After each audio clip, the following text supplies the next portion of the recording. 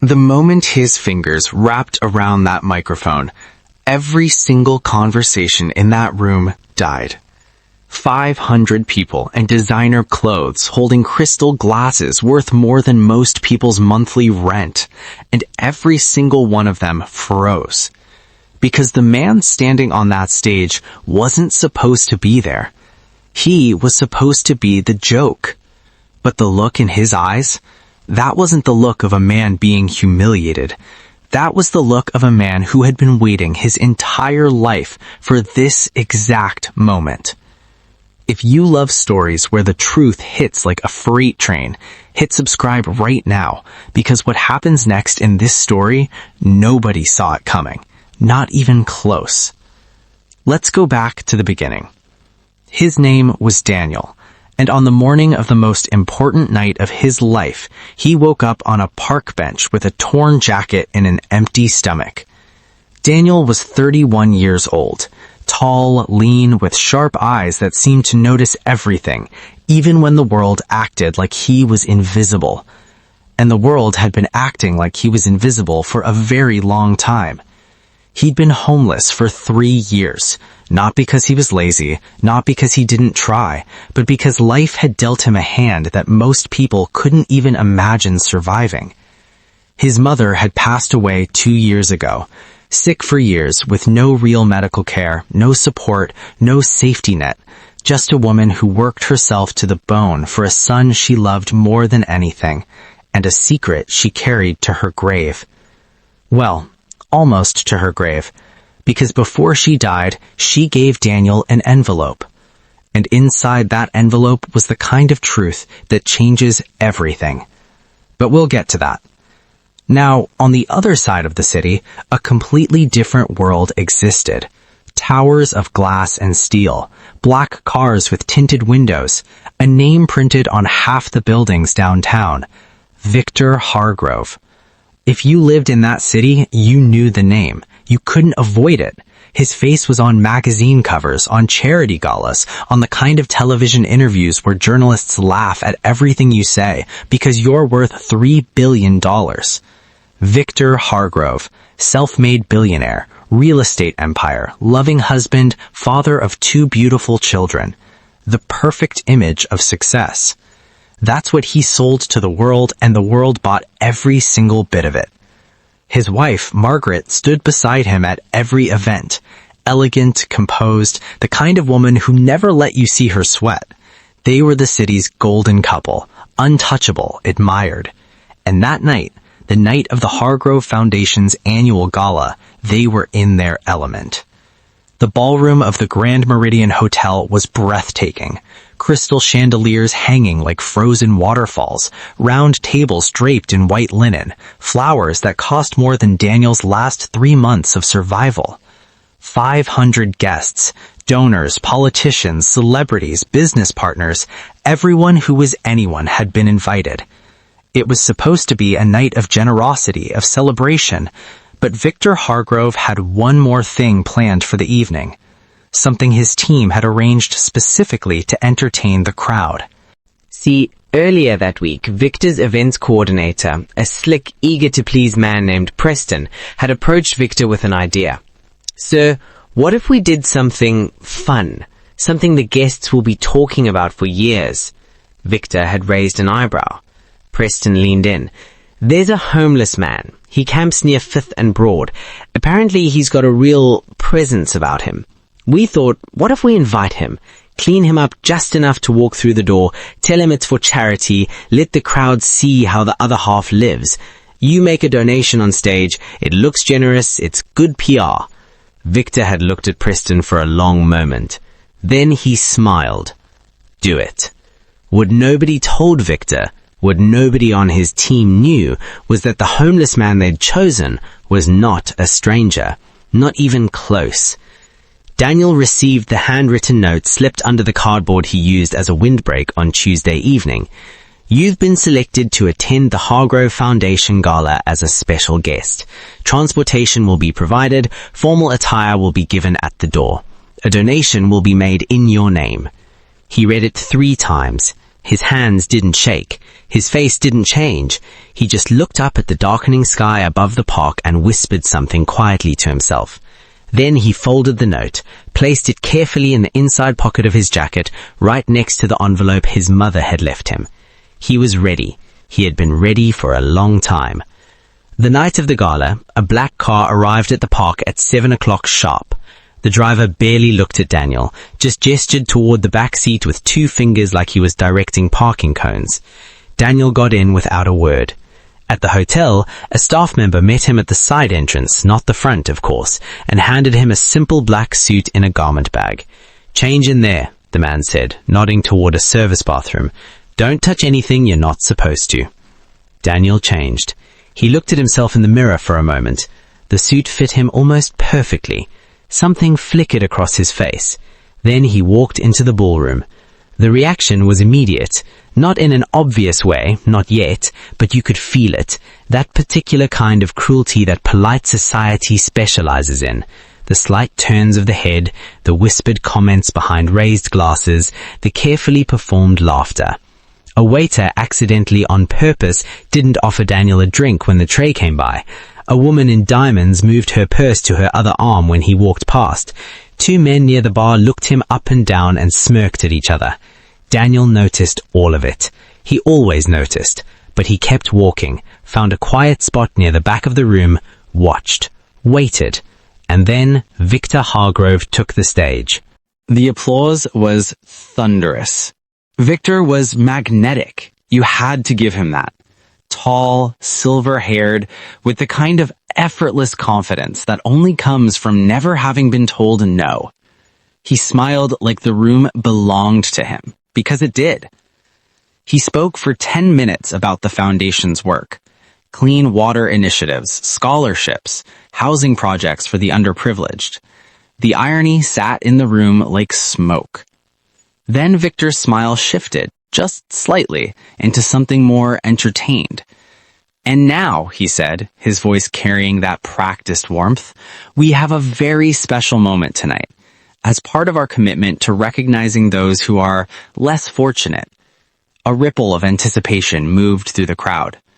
"We've invited a very unique guest this evening, someone who reminds us why this foundation matters." He gestured toward the back of the room. Every head turned. A spotlight found Daniel. The silence that followed had teeth. Someone near the front tittered, a nervous, condescending little sound that gave everyone else permission. And then the whisper started. "Is that actually... Oh my goodness, they brought in a homeless man? Victor is absolutely wild. I love him."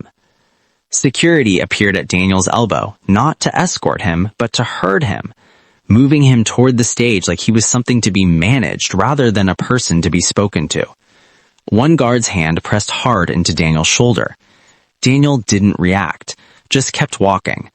Up the steps, onto the stage, under the lights.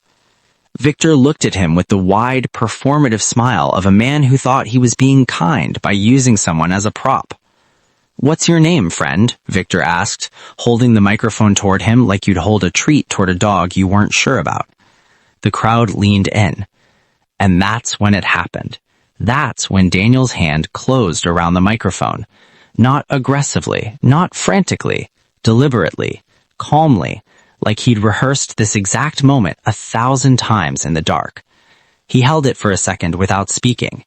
And that second stretched out like something being pulled tight before it snaps.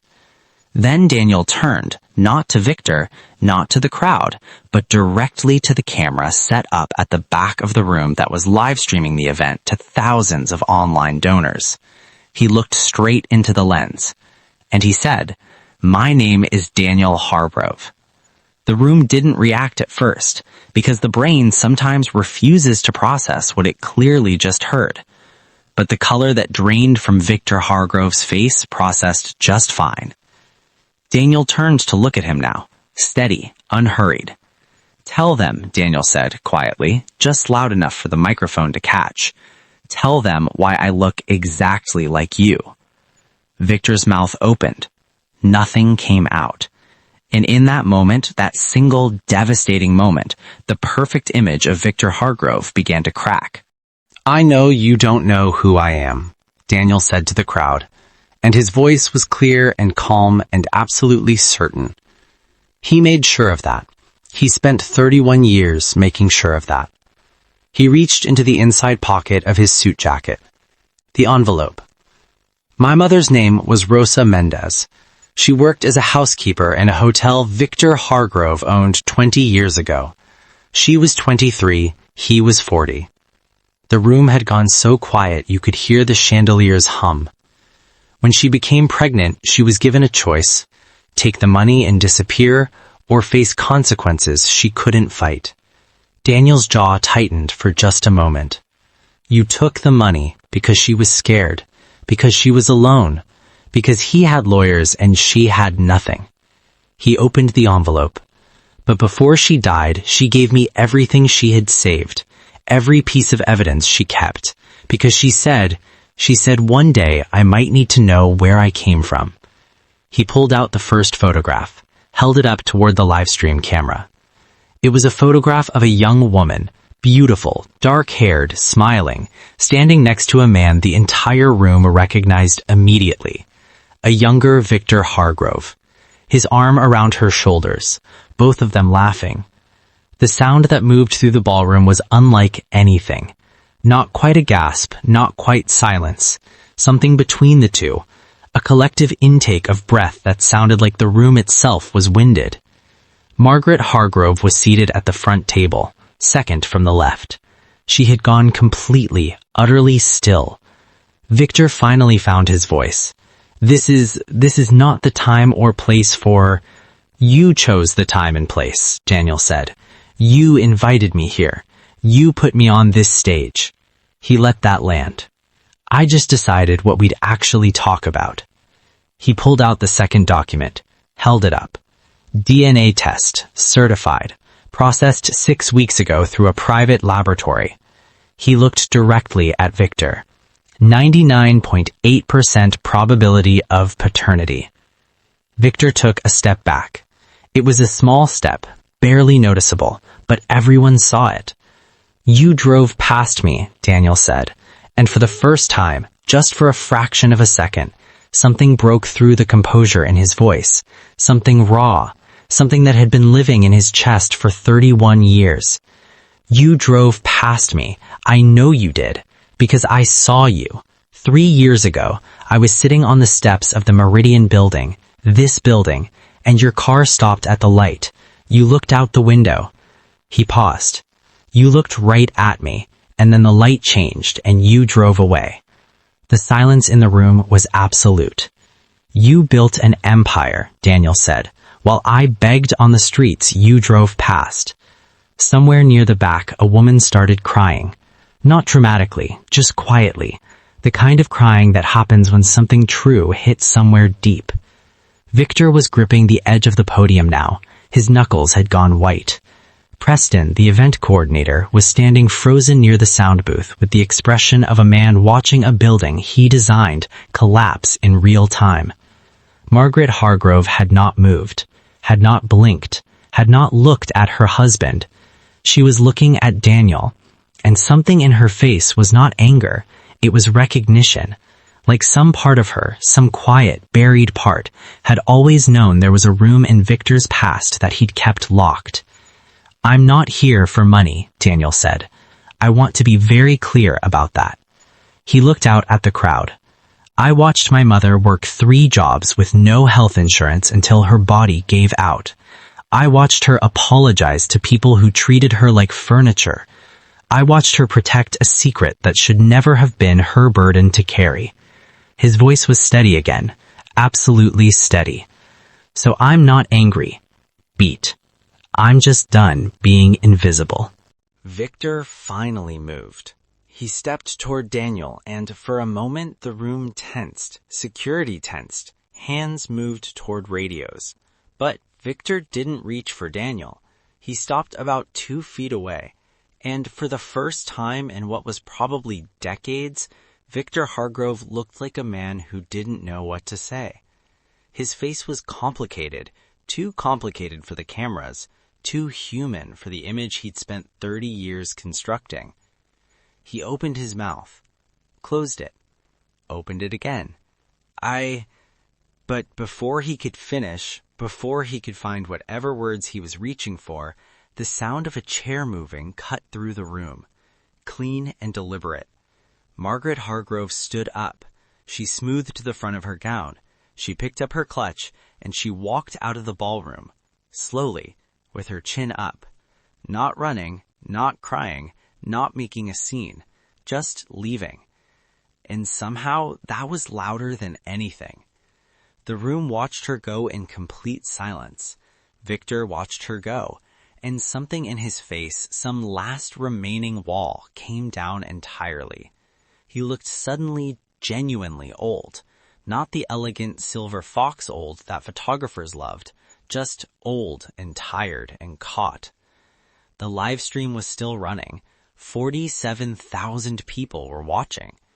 What happened in the days that followed was the kind of thing that redefines a person's legacy permanently. The footage spread within hours. By midnight, Daniel's name was everywhere. By morning, the story had been picked up internationally. By the following evening, 3 separate journalists had independently verified the DNA documentation and the photograph. Victor's PR team released a statement calling it a complex personal matter. Nobody accepted that. The foundation's board called an emergency meeting.